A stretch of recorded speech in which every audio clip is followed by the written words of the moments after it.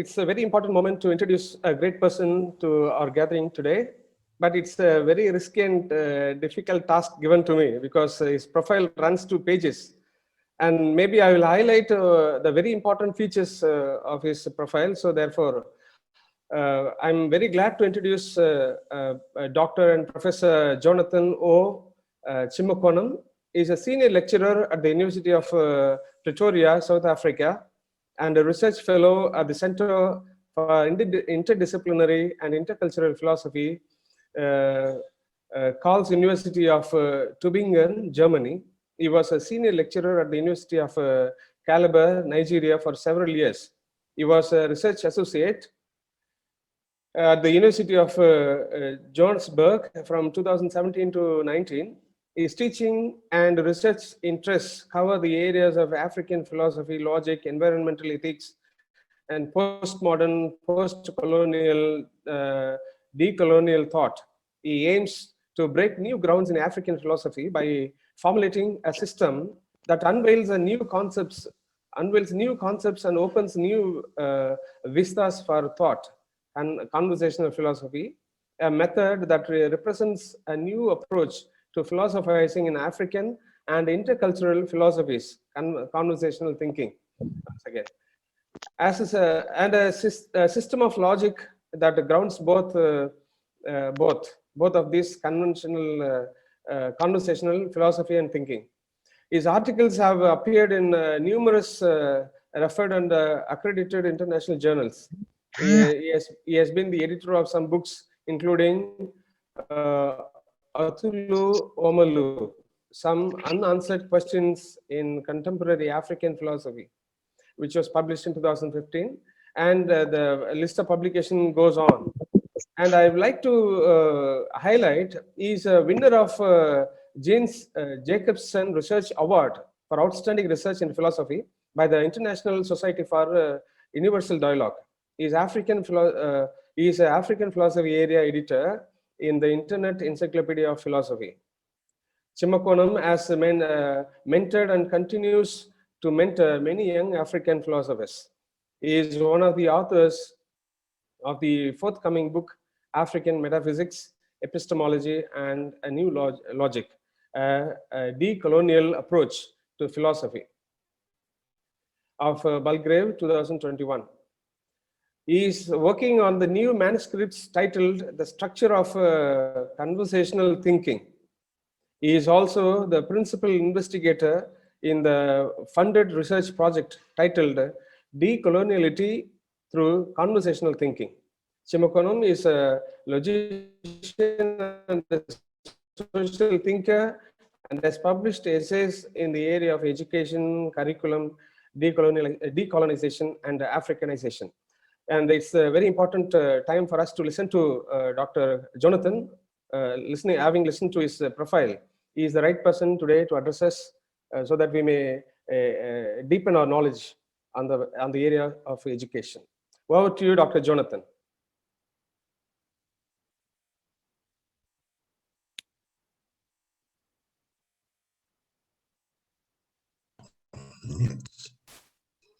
Okay, thank you very much, Bala, the moderator. Thank you very much. Thank you also the director of the Institute and everyone that is part of your team for inviting me to give this talk. Thank you very much. I also thank people who have been able to spare their data to join us from different parts of the world.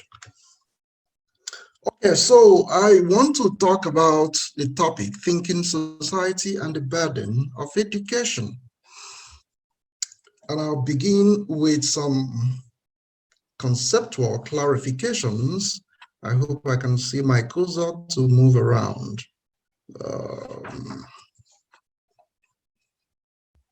Those up here. Okay. So The constitution of society. What do I mean by constitution of society? I do not mean the laws governing the society. I simply mean to talk about the components, various components without which it might not make clear sense to talk about the idea of the society. All right? And I have identified three of them. Others can actually go on to identify more, but these ones serve for the purpose of my talk today. The first one is social structures. By social structures, I refer to institutions of the society, whether political, cultural, religious, educational, and what have you, facilities, infrastructures, and programs of any kind that goes on in the society. And then the second component would be us, humans, okay? And of course, various orientations, from gender to economic, racial, linguistic, cultural, religious, family, and so on. And then the third one is environment, the word that I've used to capture all aspects of nature. I believe that these three components make up, give us a fair, good idea of what we mean by a society. But of course, a society needs to function, and that is why I have also identified, amongst others, possible others, three factors that when they are in full force, you can say of a society that society is functioning, all right? The first one is relationship, a very simple word, but very powerful, strong concept. Okay, the components of the society I already identified regularly engage in interaction. Humans interact with fellow humans. They also interact with entities in their environment. Some other non-humans interact amongst themselves and with the environment. For example, fish and the river, as the case may be. And then there is context. Some of these relationships can better be understood when you get down to the context that informed such relationships. For example, two individuals may be in a relationship, but then we need to, again, further isolate the context of that relationship. For example, two businessmen who are in an economic form of relationship. And then we have norms, all right? Every society has got to have a set of norms that regulate these relationships, the relationships that go on in that society, whether between humans or between human and environment or between non-human aspects, components of the society, as the case may be. So our condensed idea is that we can easily talk about norms without relationships. We can also talk about relationships without norms, but we cannot talk about the society without relationship and without talking about norms as well. It will really not make such a clear sense if we were to do so.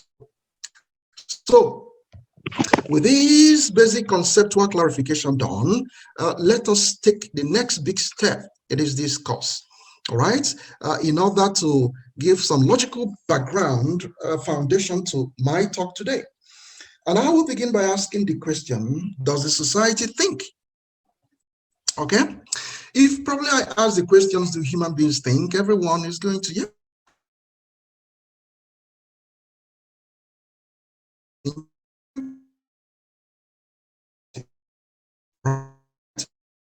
And even if I ask, do animals think? Okay, and they will go ahead to provide logical justifications, arguments for that. Okay, but when we ask, do societies think, for example, it's a different ballgame altogether. All right, because thinking is commonly presumed to be an activity of an organic being, and is society organic? Of course, some scholars have made arguments to suggest that, but that will be a discussion for another day. Let me provide some logical backbone to my talk that will lead to the eventual proposal I want to make in this talk. All right? And I begin with what I call my assumed premise. I want to assume that societies think if and only if one of their components think. And you remember the three components I already identified in two slides above.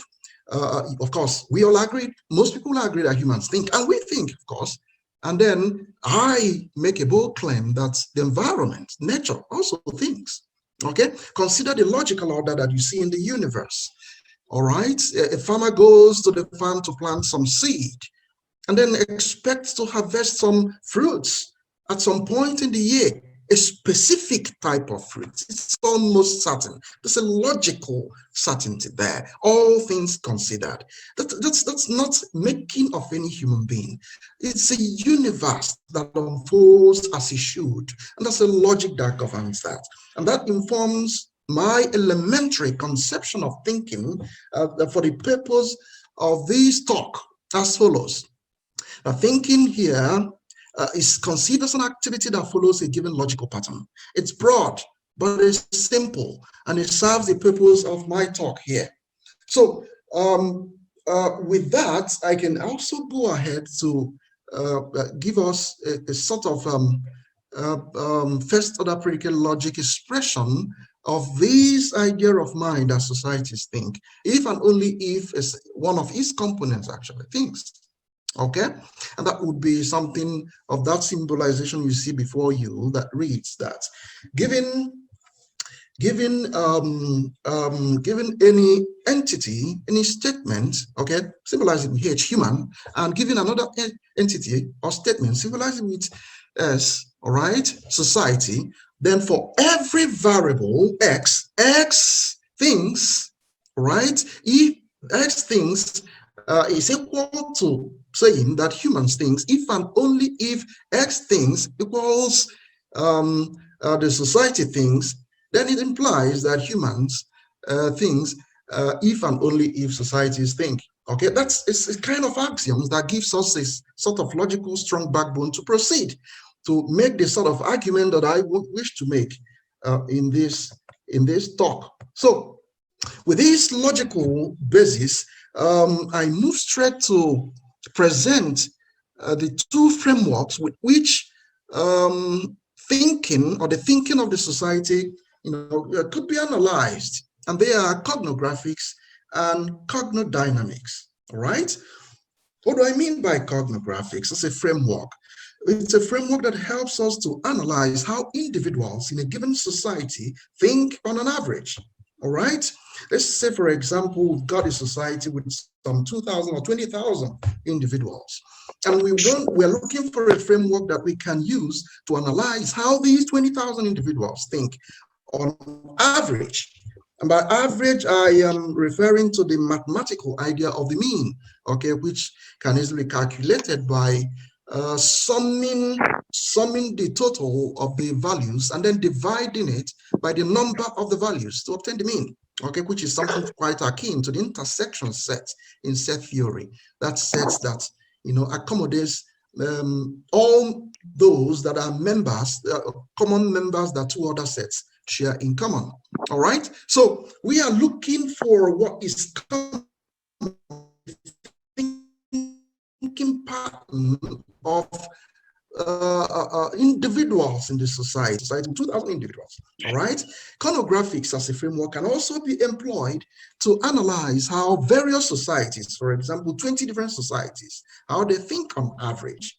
Okay, and what that thing that runs in between, that common index that characterizes how they think, their thinking pattern. Okay, so the second framework is what I call cognodynamics. You can see it before you there. This one analyzes the variations that exist in the thinking pattern of individuals in a society, or among some societies, the variations that exist in their thinking patterns, as opposed to the average, the common, what is common amongst them, which cognographics analyzes. To make this even clearer and bring us closer to the thesis we wish to defend in this talk, let us consider the indices that these two frameworks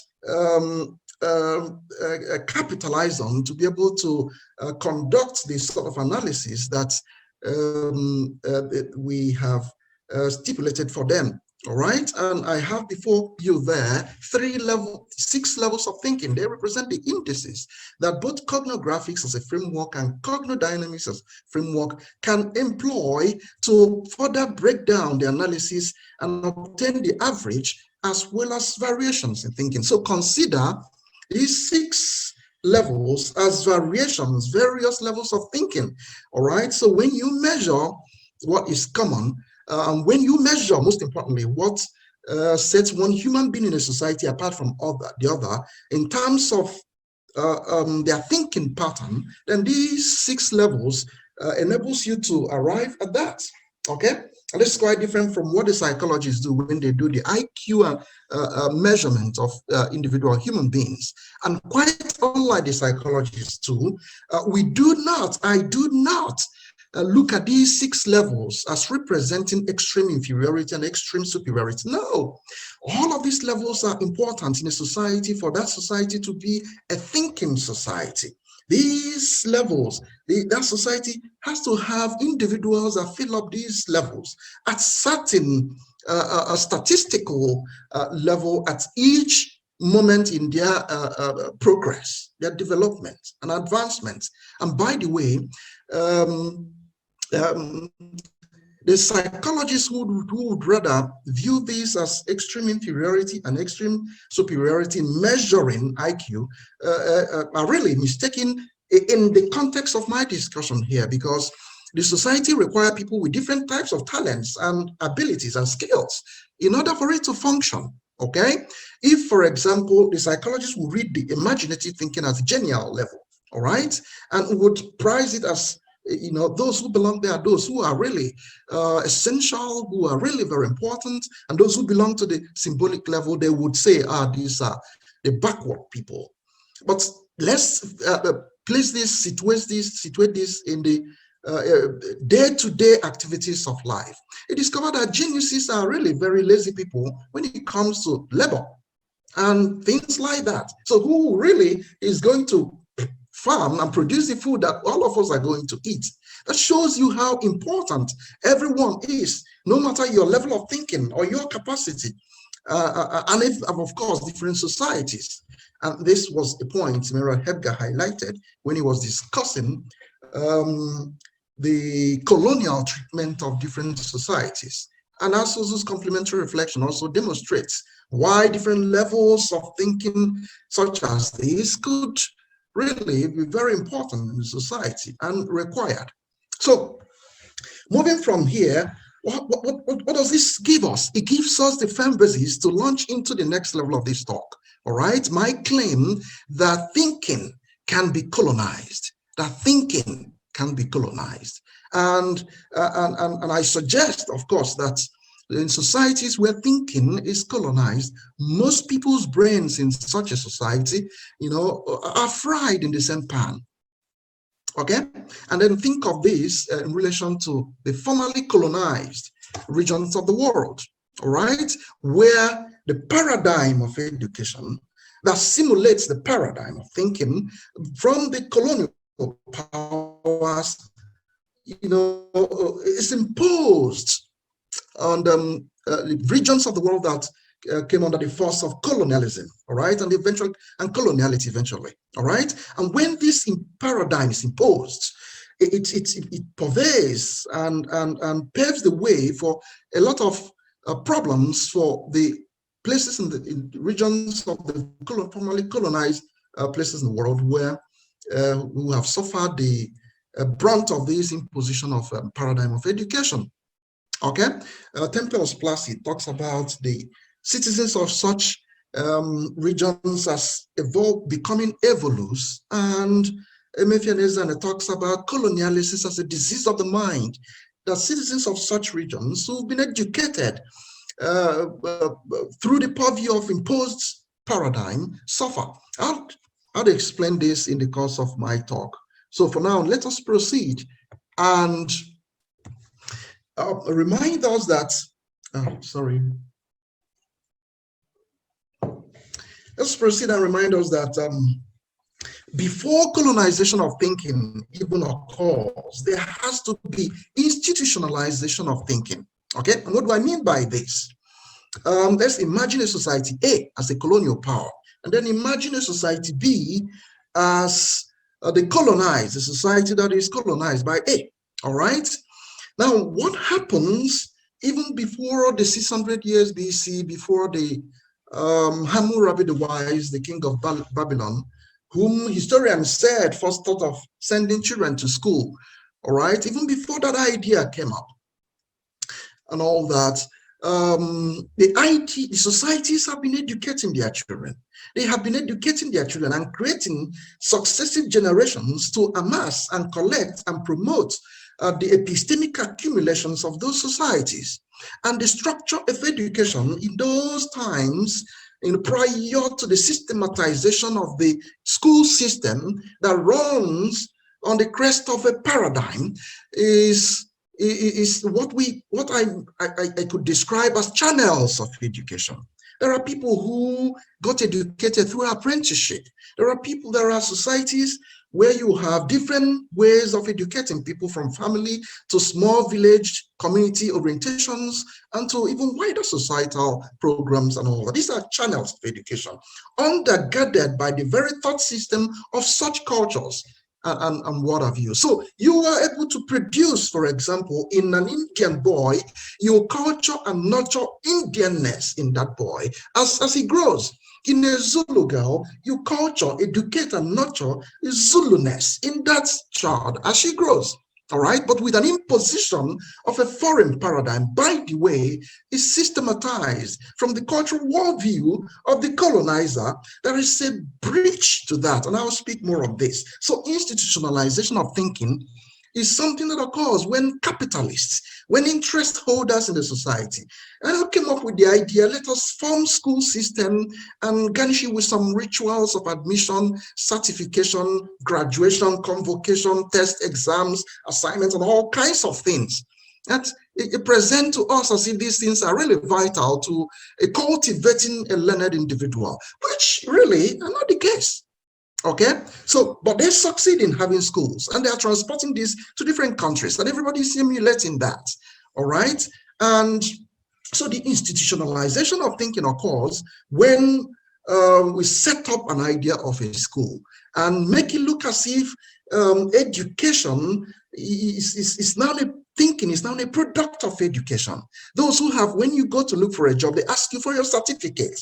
All right. School is supposed to cultivate a lot of thinking skills in you. So the certificate proves that you already have acquired all of them, which is not true. We know many fools who have graduated with certificates, but are really derelicts. Okay. And yet we know many others who never went to any school. Plato was an apprentice philosopher. He never went to any school and never got any certificate. Something was Aristotle. But of course, they remain some of the greatest philosophers the Western world has produced. You think of, for example, Whitehead, all right? Whitehead, who says that the history of Western philosophy is a series of footnotes to Plato, a man who did not go to school. And even in the modern time, George Boole, the English mathematician logician, never went to school. He was home trained and schooled by his father, and then he trained himself. But he published his magnum opus, and I think it was Cambridge or Oxford that saw it and said, this is wonderful. And they invited him and made him a professor. And he started teaching those who have gone to school all through their lives. Okay? So you see that, and this is a point that Ivan Illich in his book, The Schooling Society, made so wonderfully well. He argued, and quite forcefully, to that. The school system has contributed to to so much poverty in the world. Much of the poverty we have in the world today, the school system contributes enormously to that. Okay, and you can look around you and see that it is true, because those who do not have the resources to go to school and pay hefty school fees, all right, or those who couldn't cope with the nonsense they teach at school and drop out, are virtually cut off from the society. So they can't get any reasonable job or do any reasonable thing with their skills and earn reasonable income. All right. And that is why when you look around the world and see structures, especially in the formerly colonized areas of the world, who are at the receiving end of some of these mistakes and misthinkings and miseducation that proceeds from applying the paradigm of Western imposed paradigm, sorry. Okay, so let me not digress so much. The school system eventually is established to promote a given paradigm of education, that which, again, was formalized and systematized in the culture, from the culture and worldview of the colonizer. All right? Okay, so moving from there, we understand that to colonize thinking, you have to institutionalize thinking. Institutionalization of thinking occurs in the home, the society of the colonizer. But colonization of thinking occurs in the societies that are colonized, okay, where this paradigm is parachuted and imposed. All right? And colonization of thinking would include is something that occurs when one culture imposes its paradigm of education in different spheres, its choice of curriculum and its method of delivery on another culture. Okay, so as to, and this is the point, this is the most important point of all, so as to strangle the indigene in the child.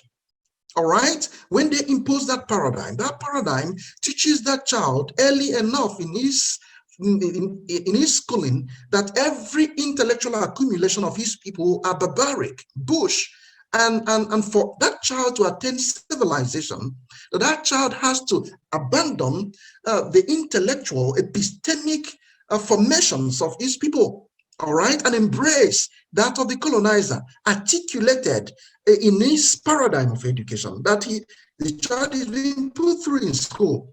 And then you discover what happens, that the child eventually grows up to despise everything about his culture, all right, and embrace everything without questions about the colonial culture, the imposed colonial culture.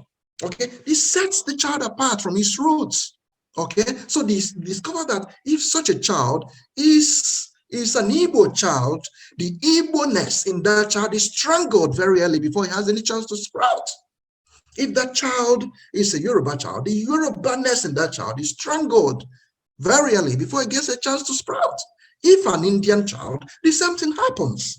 Okay, and in the next second or third generation, then you begin to talk of a society that has lost touch with its roots. All right, and yet is not at home with the foreign aggressions that have been imposed on him or on her. All right, so individuals in such a society eventually become strangers in their societies as they grow. They can bear the name Indian, they can bear their cultural names, but there is nothing that actually demonstrates that cultural appurtenances in them. All right, so you can see that colonization of thinking would do a lot of harm to the society, and a number of them are highlighted before you there. Probably going to mention one or two of them. The people become victims of intellectual assault, something that is nowadays called coloniality by decolonial scholars. All right, citizens become normalized into imitators. Remember the imitative level of thinking in the onion scale that we produced earlier as indices that the cognographics and the cognodynamics employ to analyze the average and variations that exist in the thinking patterns of people in the society. Okay, so the normalized become the formerly colonized, those who have lost touch with their society and with their cultures, really, who have been miseducated, and they all look up to the norm, all right, the imposer, the colonialists, now to learn virtually everything. So they become imitators, they become copycats. And you look around, everything that happens around your society, even in academia, you see a lot of copying of these people.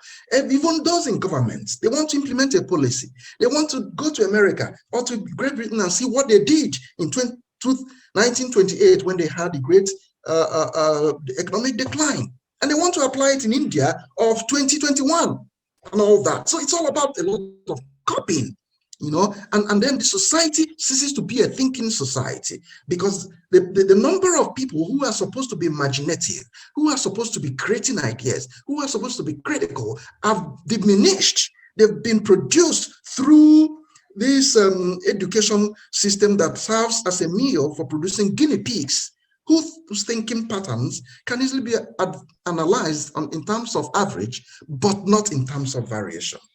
Okay, so as I move forward, some of these ideas, that the evil that can happen to a society, have also been ideas that people have expressed in the literature, which can really factor into this theory I try to espouse here. I talk about Du Bois, who in his 1903 book, Souls of Black Folk, talk about the African in American society, who is plagued by this two-ness, all right, one European, one African, striving to tear the individual apart. Okay, and then you see Temples talk about evolus, those whose evolution stopped midway. They are Africans or Indians or Filipinos whose evolution stopped midway because of their striving to become Europeans, and they could not succeed in becoming Europeans, and yet they have lost touch with their cultural roots. So they stopped midway. They are evolus, and Colin King describes them as the deracines. And of course, Frantz Fanon, in his Richard of the Earth, painted a picture of people like this using the concept colonized intellectuals, who, according to him, are the most stubborn defenders of imposed paradigm. All right, and Ngugi wa Thiong'o, the Kenyan thinker, also talks about cultural bomb as something that reflects that same idea of imposed paradigm from the colonialists, and goes ahead to pinpoint language as the very first victim of such imposed paradigm, where he talks about linguicide, the languages of formerly colonized areas dying gradually, okay, especially in Africa. And then Santos talks about epistemicide, the death of knowledge, the killing of knowledge, the annihilation of the intellectual accumulations of a society, which such an imposed paradigm can orchestrate even in 1 or 2 generations. All right, and then Mefianezana talks about colonialism as a disease of the mind that individuals in such a society are afflicted with. This colonialism is something that makes them regard the colonial mantle, the colonial ideal, the colonial object, the colonial paradigm as sacrosanct, and literally worship it without questions. So they don't even get to the level of critical thinking. It reminds them at the level of imitative thinking that they begin to copy and imitate and copy what they believe to be the ideal, all right? And so some of the above also imply that the cognographics and the cognodynamics of such a society cannot be equilibrated. And by equilibration of these two frameworks, I mean the possibility to analyze not only average, but variations. Okay, so as I get to the last part of this talk, with all this said, it's all right. With all this said, what then is the burden of education? What is the burden of education? And I think it is not about teaching the histories of ideas, and it's not about the civilizing mission that the colonialists and missionaries claim. That's all cock and bull story. Okay, the burden of education should be to cultivate a thinking society. And that's my position in this talk, should be to cultivate a thinking society. And a thinking society is one in which all levels of thinking are present. There is a statistical representation in that society that follows a pattern of inverse proportionality rather than just equality of, but some form of balance that's inverse proportionality and all that. It is a society in which the structure of thought underlying all channels of education, and I am not talking paradigm now, but channels of education, is one generated from the people's cultural worldview and reality. And it allows for every individual in that society, for the mental ability of that individual, every individual to be developed to is very optimal. People are gifted differently. We should have a system of education that enable people with different gifts to manifest at the highest levels instead of frying every brain in the same pan. All right? So thus, forming a fine onion shape, for the cognographic and cognodynamic analysis of citizens' thinking patterns in a given society. Okay, so my condensed idea with regard to the need for the cultivation of a thinking society will be what you have before you there. It reads, an uneducated citizen is a liability to the society, but a miseducated citizen is the first enemy of the society. All right. And for example, the society is governed by norms. Let me show you the example between uneducated and the miseducated. Society is governed by norms. For an uneducated person, he or she is ignorant of those norms. All right. But for the miseducated person, the individual does not understand why everyone in the society should be subjected to the same set of norms. He does not understand that that is how society can work. He doesn't understand that. All right. So the life of this individual revolves around that individual. The violence of miseducation, which imposed paradigm has brought upon the miseducated, is something that compels the miseducated to take vengeance on the society, same society, without knowing it. Okay, so no form of violence can be worse than the mental violence of miseducation. And I give you an example. If a miseducated person is a political office holder, all right, he or she does not understand why she should not help herself with the public money. She doesn't understand that. That's where she works. It's her opportunity. Okay. And if she's a receptionist in a big company, she doesn't understand why she should attend to that individual that she doesn't like her face. Even if that client is the most important client to the company, she doesn't understand why she should attend to her, to the individual, because she doesn't like that person. So the world revolves around her. Okay, she doesn't see the future consequences of her today's actions. That's a miseducated individual, and it's a dangerous individual, because on a personal cost, such an individual begins to mount a campaign against the society. She becomes a rebel without a paradigm. All right, and rebels without paradigm are dangerous to the society, because they disrupt the smooth running of the society. You can contrast them with rebels with paradigm. All right, which I can again explain by taking examples from psychology, but because of time, let me go to the final page of this talk and round it off. All right, so cultivating a thinking society, I recommend breaking of paradigm. But you don't just go straight to break the paradigm. I believe that the first stage is a staggered process. The first stage being to decolonize the paradigm. All right. The second stage being to indigenize the paradigm that's been decolonized. And I'll show you in the next slide how this works. And then when a paradigm has been indigenized, then it should be broken to give way to channels of education rather than a paradigm of education. All right, something that allows for people to be trained from their cultural perspective and roots, something that restores the Indianness in a child, the Igbo-ness in a child. And you can see the analysis of my structure of transformed paradigm, a transformation from colonial paradigm to decolonial paradigm and indigenized paradigm. And you see the analysis numbered 1 to 5 there. So it is this broken paradigm that will give way to channels of education that will reconnect formerly colonized places of the world to their indigenous background, thought systems, and logic that will inform the training of their generations to come, posterity and children, to really reflect once again the character and attitude and the system of thought of their places. So you see, such a society would again begin to create individuals that will fill up different levels of thinking that I identified much earlier. And such would be a thinking society. And I think that is what the formerly colonized society should be targeting. Now, thank you very much. I pause for your questions and conversations. Thank you for listening. Thank you, Dr. Jonathan. May I take this opportunity to invite you all to appreciate him, congratulate him for the wonderful presentation that he made. Dr. Jonathan, can you exit the screen sharing? All right.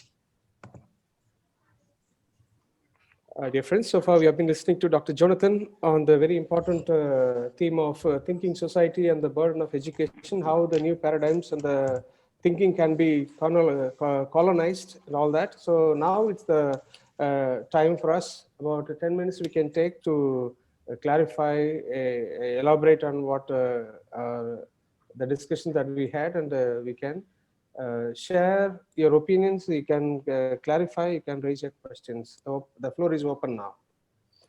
I think Emma has been raising his hands. Can we give chance to Emma?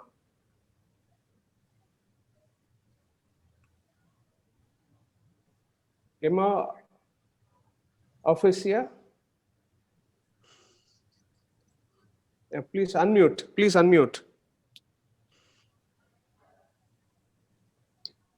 Please unmute. Yeah. Hello. Yeah. Yes, please. Good afternoon. Lagos from here. I'm talking to everybody. I hope everybody's okay in this global era of the era of this global pandemic. I have a very minute question for Dr. Jonathan. He has given a very good talk concerning how society can inform thinking and how society can also destroy thinking. The part that I want to bring to his attention is the possibility of repression when you want to break the paradigm. All right, we have read works such as 1984 by George Orwell. We have read works such as The Animal Farm by George Orwell, and we have seen various ways of repression by those that the system seems to benefit. So in his analysis, I would want Dr. Jonathan to emphasize on some of the possible challenges that might militate against the breaking of the paradigm. Thank you very much.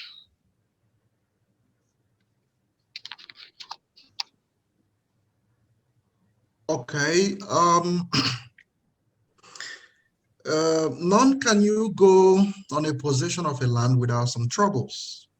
Okay, because the land you want to go to possess is of benefit to some individuals, and they will mount a challenge. Okay. The mercantilist ideology is one that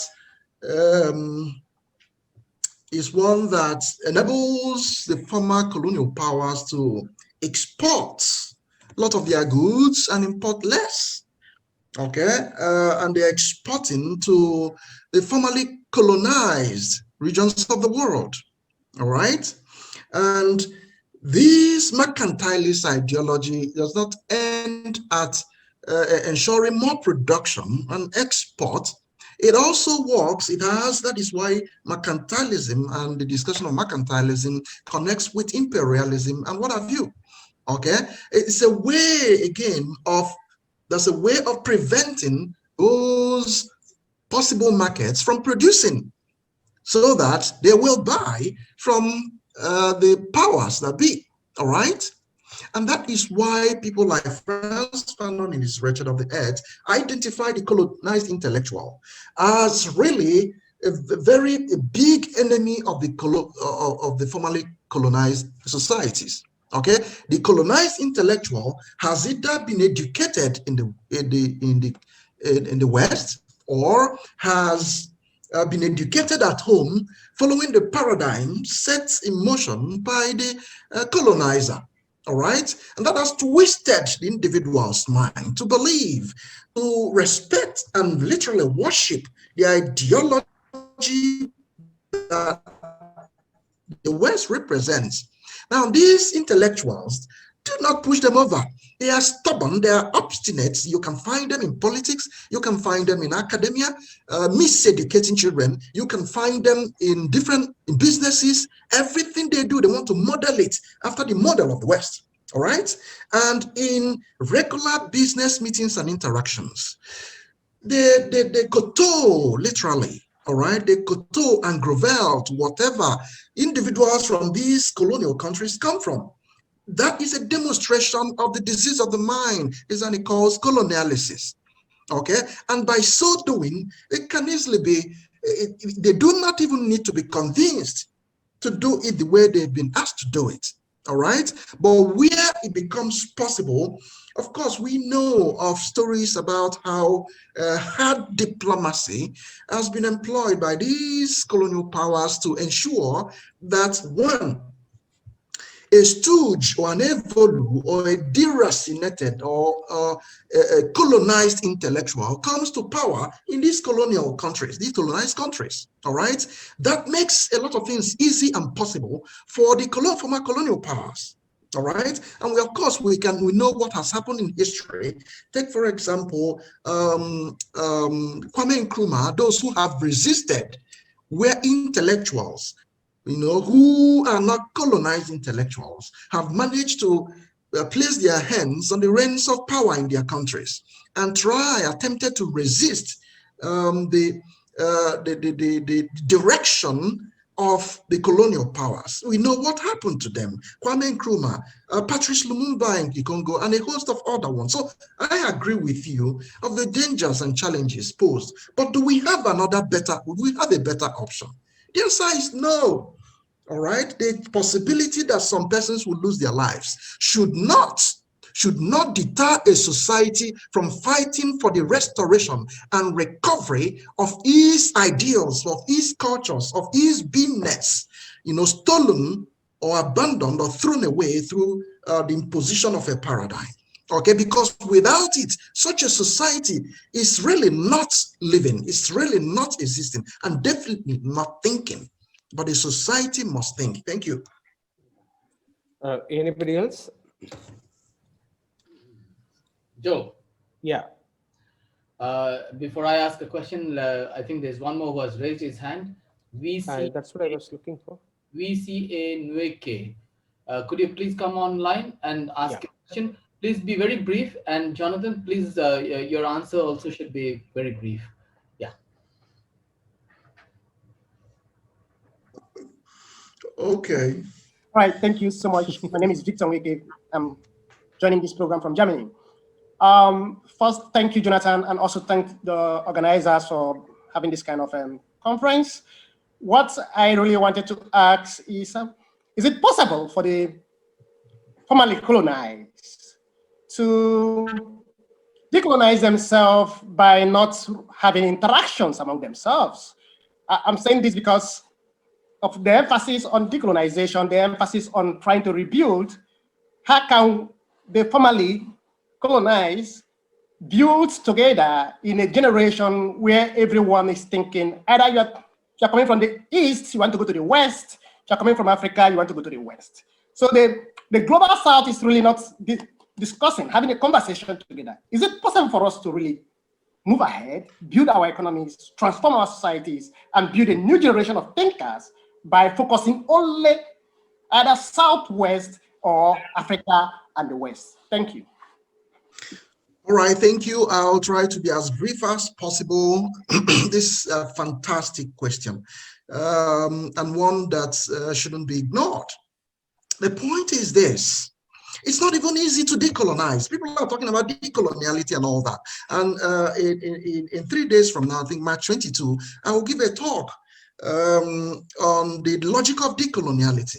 Everyone is talking about decolonial, right? Publishing treatises, but we are not seeing the impact, the real life impact in the societies that need to be decolonized.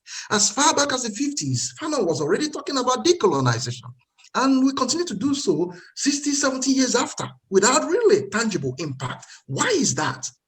It is because of something that you can explain using what ideas people have actually floated, but we're really not connecting it to the taproot of this problem. An individual who suffers from colonialisis, who is from India, would probably want to have a conversation with someone from UK or the West than have a conversation with someone from China or Vietnam or Nigeria or South Africa. All right? That is the point. There is this worship. There is this mentality of worship. By the way, all of us are all victims of that imposed paradigm. We all went to school and we're trained. We were trained in that system. All right? So you are talking about a situation where you want a majority of people in a formerly colonized society to have undergone a sort of re-education that will liberate them from the stranglehold of that imposed paradigm. It is at that stage that such individuals will realize the need to have a cross-cultural conversation among societies that were victims of colonization and mental assault, all right? Until that happens, it is difficult. People will query and wonder why we are even holding this conversation, because they can't see the problem. All right, you need to be self-liberated first before you can talk of holding such a conversation. Until that happens, and that is a problem. I admit it's one of the problems we have to deal with. How do we, without the state having broken and allowed for the breaking of the paradigm, how do we pass across the real message of liberation, fulfill the proper burden of education in our classrooms if we are teachers, in our workplaces if we are working, in our families if we are parents, in our social context when we have friends? How do we do that?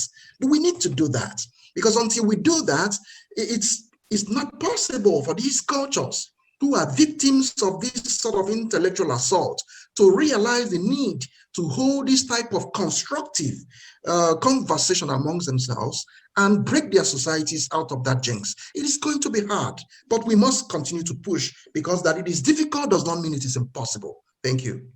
Thank you. Now over to Robin for his question. Jonathan, my question is very simple.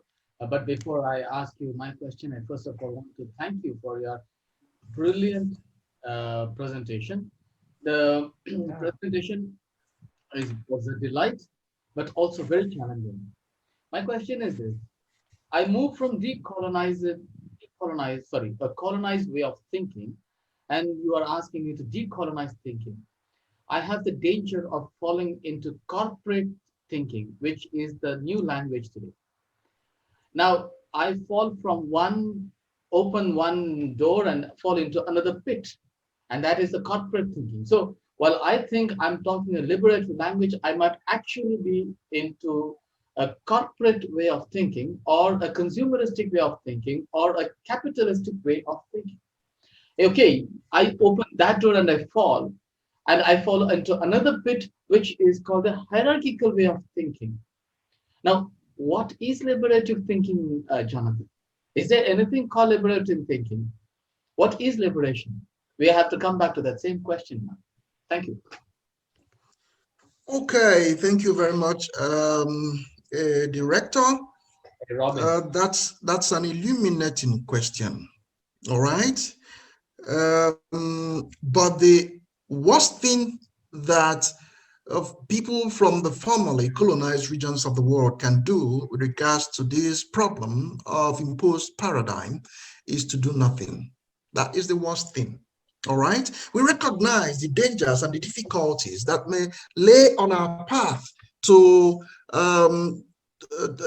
intellectual liberation. All right. We recognize the dangers, the difficulties. We might even slip along the way and fall into a region that is even worse than where we are at the moment. But all these dangers, all these presentment of difficulties and challenges should never deter us from doing something. All right? And that is why theory should inform action. That is why we put together theories.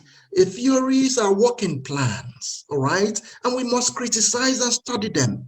I have put forward something here that colleagues must criticize, must try to engage with, so that we can fine tune. If it's not good, we drop it and find something better, all right?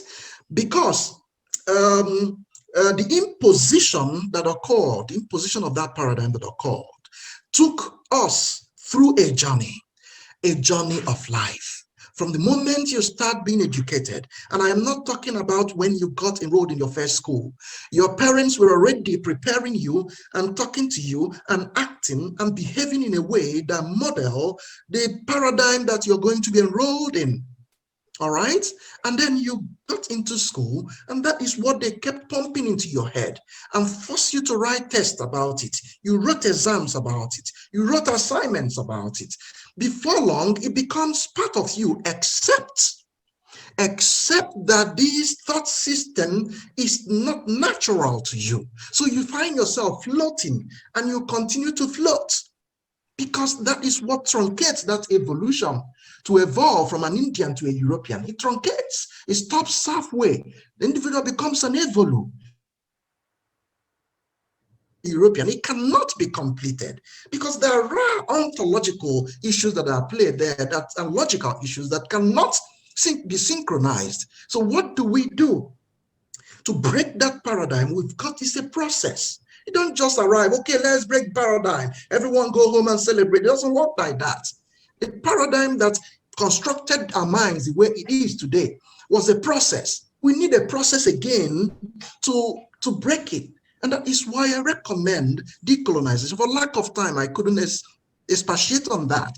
But my idea of decolonization is one that, again, in thinking about education, we have to, again, not only work with the perspective and curricula and conceptual creations that represent the ideas that that characterize that paradigm imposed on us, but the one that divides it into two, half of it, especially the content, are from the indigenous place, and then the content and bit of the logic from the imposed can as well remain. Is decolonized already, because there is now an addition. It is not purely colonized, but it's not good enough.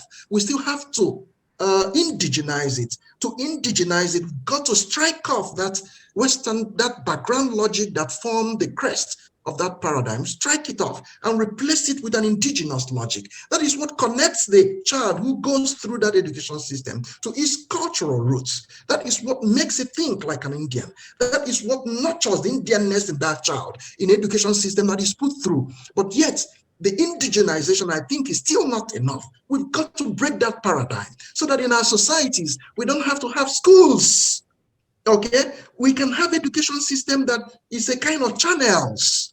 I don't need to go to school to become a philosophy professor. Okay, I can choose to understudy as an apprentice under a philosopher that I know. I don't have to go to school and be certified before I can become a good engineer. All right, if I don't like school and they're boring tests and assignments, I could choose to go and learn that skill somewhere. These things are skills. You know, it's a complete falsehood. It's an unhelpful idea that skills must be learned in schools. Okay, and you'll be properly certified before you can use your skills. It's not true. Okay, that school represents a paradigm that makes it possible for people to be pushed through that meal, that singular logic that makes them remain the puppets, all right, that dances when the puppeteer performs its magic. Thank you. Yeah. Thank you. Thank you, Dr. Jonathan. Now it's the time, I think we are done with question session and discussions. Now I